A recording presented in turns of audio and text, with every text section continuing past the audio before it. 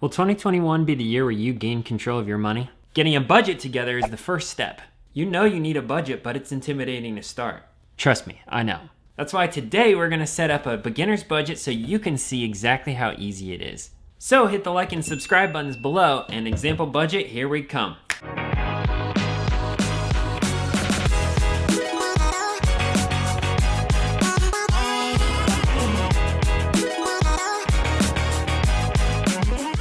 Hey, my name is Caleb, and my goal is to teach you the boring topic of finance in an entertaining way. And I'm truly honored that you're here. Oh, don't want to forget the tiny desk. Today's example budget is going to be set up with my favorite budgeting app, EveryDollar. Now, you can't afford to not have a budget, so I can't afford to waste your time. Let's get into setting up a beginner's budget simple enough that even non-numbers people can do it. First things first, download the app on your phone and get an account set up. I've already done this, so we'll just open up the app and start punching in numbers. Okay, when we open up EveryDollar, we can see the month at the top, January 2021. Just below that, we've got income, which is what we're gonna put in first. And this is gonna be your net income, not your gross income, so anything after taxes. Now, according to the Census Bureau, the median household income of Americans is just over $68,000. But to make it a little bit simpler, something that's easier to divide by 12, we're gonna use $66,000. Which after taxes ends up being about $4,100 per month. So we're gonna put in 2 paychecks right here of $2,050. And then we are going to move on to our first category, which is giving. Obviously, as we get into all these categories, this is gonna be significantly dependent upon who you are, what your situation is, and where you're living. Well, this is ridiculous. He has no idea what's realistic. Calm down. Don't get too caught up in the numbers. Just use this as an example for creating your own budget. So the first category we're gonna look at is giving. Regardless of your background or beliefs, I think we can all agree that being selfless is a positive character trait. Personally, Bailey and I are Christians, so we adhere to the tithe, which is giving 10% of our income to the church. Now, there's a lot of debate about whether this is 10% of your gross income or 10% of your net income. But for simplicity's sake, we're gonna use 10% of your net income for this example. So for the giving category, we're going to put in $410 to church, and depending on what your background is, you might just wanna give this to a charity that is important to you. Or if you wanna give more than 10%, you can always do that, but we're going to just leave it at this for this example. Now, our second category is savings. And we're actually gonna come back to this, and I'll explain why later. So our housing category is where our first expenses are really gonna show up. And based on a quick Google search, I found that $1,000 is a pretty good average for an American mortgage. So we're just gonna use this. Obviously, it's gonna differ pretty significantly depending on where you are. If you live in Boonies, Ohio, it might be a little bit different than San Francisco. Okay, for water, we're going to put in $30. This is a pretty good estimate for the amount of water that Bailey and I use, at least. If you have a larger family, probably gonna be more. In the natural gas area, we're gonna put in $80. Your electricity can vary greatly because you might use air conditioning more or less than other people, but we're gonna put in $90 because that is actually a little bit more than what Bailey and I spend per month. Internet and cable, I'm gonna put in $100. And for trash, I'm gonna put in $20. Okay, we've been through 3 categories, and you know that this wouldn't be one of my videos without thanking our arbitrary sponsor, Peach Tea. So good. On to category 4, which is transportation. Now, for Bailey and I, we drive a pretty good ways. Well, before Rona, we drove a really good ways. Before Rona, we were spending about $300 a month on fuel, which is horrifying, but a sad truth. I think more average is probably gonna be a little bit closer to $200, depending on your region. So we're gonna put in $200. Also, Bailey's and my cars are higher mileage. My car is at 180,000. Oh my gosh, I think it's closer to 190,000. Bailey's is pretty close to 190,000 too. So our maintenance tends to be a little bit close to $100 a month, but we're going to put in $50 a month. Okay, category 5, we've got food. Now we're gonna put in $350 for groceries, which tends to be a little bit more than what Bailey and I spend in a month. Now that's also going to include a lot of household items, like toilet paper, if you can find it. And for restaurants, we'll put in $100, which happens to be a lot more than what Bailey and I normally spend in a month, but I think it's probably a little bit closer to average for normal people. Chocolate milk is obviously an important category, so we're gonna put in $25 for that. Let me know in the comments below if you think that that's a reasonable number. Category 6, we've got personal items. For clothing, Bailey and I pretty much have all the clothes that we need, so we really don't spend anything on clothing. But we'll put in $30 here just for safe measure. For phone, I'm gonna put in $100. Our fund money is actually called our blow funds, and we've got a blow fund for both Bailey and I.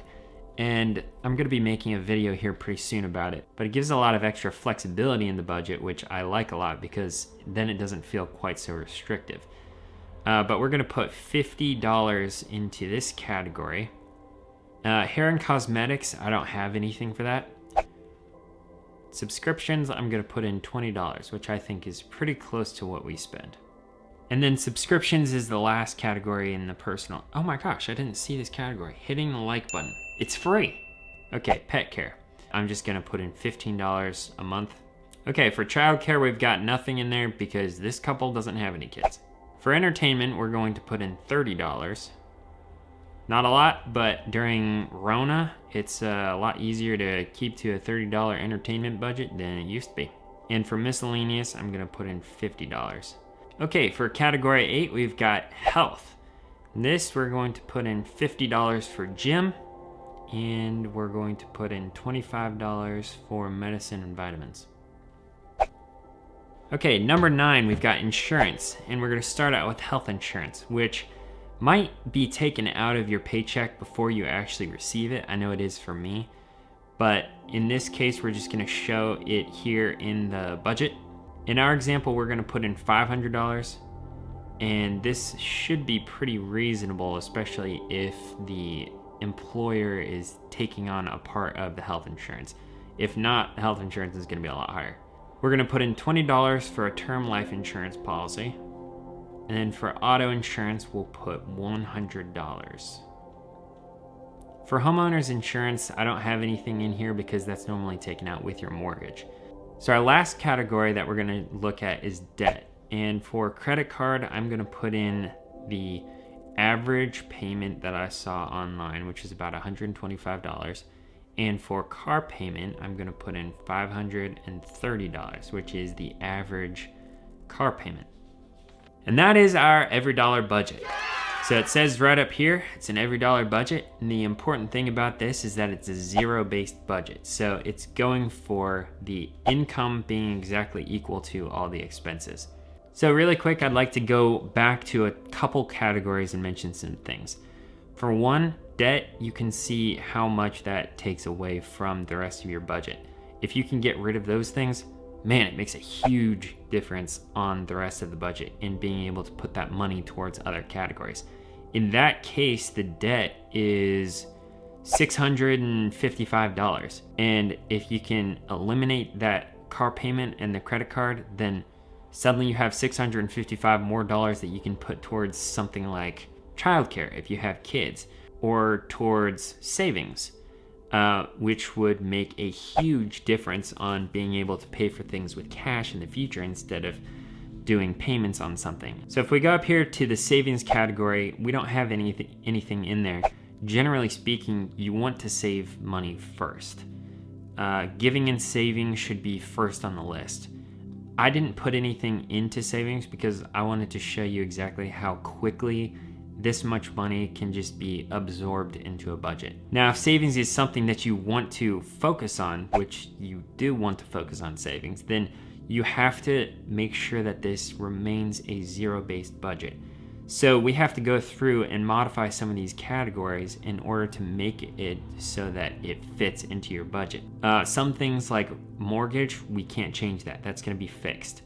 But if we go through and change like internet and cable, maybe we get rid of cable and our internet ends up being $50 or $60.